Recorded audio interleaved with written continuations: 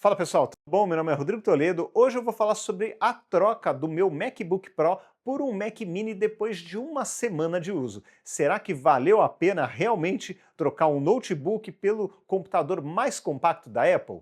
Vamos nessa? Então vamos lá. Bom, o primeiro ponto para mim é o desempenho superior. Eu saí de um M1 Pro para um M4. Eu pensei que não fosse dar uma diferença tão grande, mas realmente ele tem um desempenho superior, ele abre qualquer aplicativo muito mais rápido, ele tem ali, ele é mais esperto para fazer as coisas, ele não trava mais nem com Final Cut e nem com CapCut, e também outra vantagem, ele não está mais reiniciando sozinho, como começou a acontecer após a troca da câmera. Quem acompanha o canal sabe que eu comprei uma Sony ZV-E10 e estou usando os arquivos com o máximo da qualidade. E esses arquivos começaram a pesar na máquina mais antiga. Então, primeiro ponto, o desempenho está impecável e, claro, né, ele tem ventoinha, ajuda a deixar ele um pouco mais fresco e com um desempenho sustentado melhor por mais tempo. Então, aprovado no quesito desempenho. Bom, segundo ponto, que esse é o que pega mesmo, é a portabilidade. Eu morri com a portabilidade, né? Realmente eu não tenho mais, é difícil de transportar para um lado para o outro, eu não vou levar o setup que eu montei, né, com monitor externo, teclado, mesmo que o Magic Trackpad é fininho, o teclado também é minúsculo, eu não vou levar para um café um negócio desse. Eu sempre dependo de uma tomada, então é um pouco mais complicado. Mas aquela história, não é impossível, se tiver uma tomadinha por perto, dá para trabalhar em qualquer lugar, até porque ele precisa de uma única tomada para ele funcionar e o monitor também. E por incrível que pareça, a soma do peso de toda essa parafernália,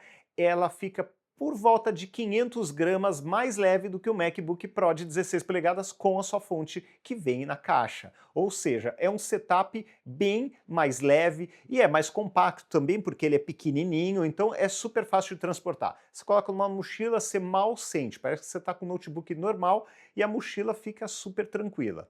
Agora, óbvio, tem sempre o desafio de ter uma tomada por perto. E por falar em tomada, vamos falar de mais um ponto crítico, na minha opinião, que é a questão de energia. Aqui em casa, eu moro no bairro da Pompeia, em São Paulo. Quem mora nas proximidades sabe que aqui em São Paulo nós vivemos com problemas de queda de energia quando chove forte. E não é só queda, muitas vezes a luz só pisca e volta, mas isso é o suficiente para derrubar o Mac em qualquer situação. Então não é a mesma coisa que o notebook, que você está trabalhando ali, se piscar a luz, no máximo você perde a conexão com a internet. Aqui o buraco é mais embaixo, se piscar, você perde o trabalho que estava fazendo. Dos 2 primeiros dias eu perdi 2 trabalhos mais longos, porque o backup que estava sendo feito pelo Final Cut, ele era anterior a uma série de cortes que eu tinha feito. Então perdi tipo mais de 1 hora de trabalho. Isso infelizmente pode acontecer e é um problema que tá pegando bastante para mim. É bem incômodo, mas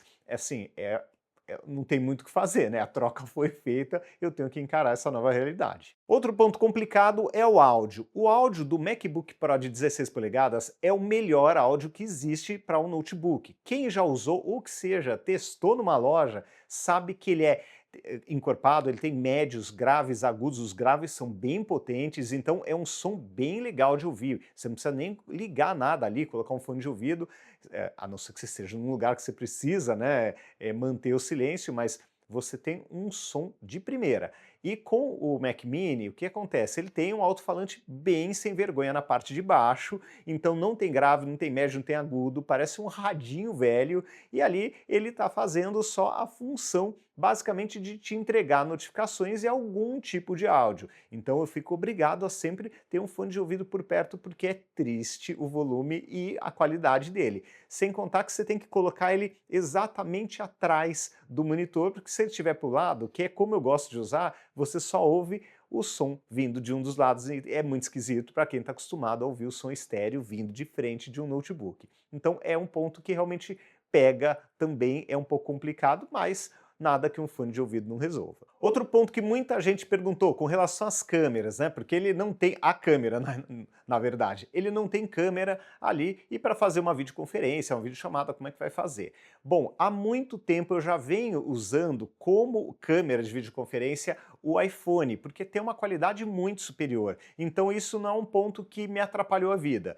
Eu ligo e já ligava sempre o iPhone para fazer uma chamada e vou continuar ligando. Então não é uma coisa que me atrapalha, muito pelo contrário, não mudou em nada a minha rotina. Então, esse não é um ponto para mim, mas pode ser para outras pessoas. Agora vamos falar de custo-benefício. Sem dúvida alguma, o custo-benefício dele é imbatível, tá? Porque um custo de reposição de um MacBook Pro de 16 polegadas, que um M1 seria praticamente impossível encontrar um em perfeito estado, com a bateria perfeita tal, ou seja, eu teria que pegar um M4 para cima, até porque essa máquina é um M4. Então, o custo de reposição, no caso, sei lá, de assalto, de queda, de qualquer tipo de quebra, seria proibitivo, enquanto que o Mac Mini é um negócio que você repõe muito mais facilmente. Se você precisar, o custo de aquisição dele é muito mais baixo e dá para comprar uma máquina muito mais nova com bem menos dinheiro. Então, custo-benefício dele, apesar de ter que colocar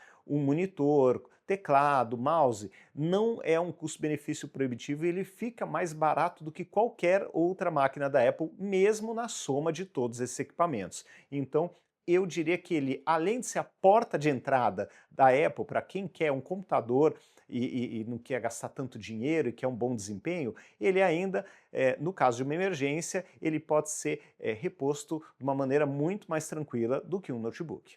Então, o custo-benefício dele realmente é muito bom. Agora vamos falar de plano B no caso de falta de energia. Muita gente falou, pô, mas sem um notebook e se acaba a luz, o que você vai fazer? O meu plano B hoje é o modo DeX no Galaxy S26 Ultra. Então qual que é a ideia? O monitor ele é pequeno, ele consome pouca energia, ele pode ser alimentado pelo power bank, que eu já tenho aqui, 2 power banks bem potentes.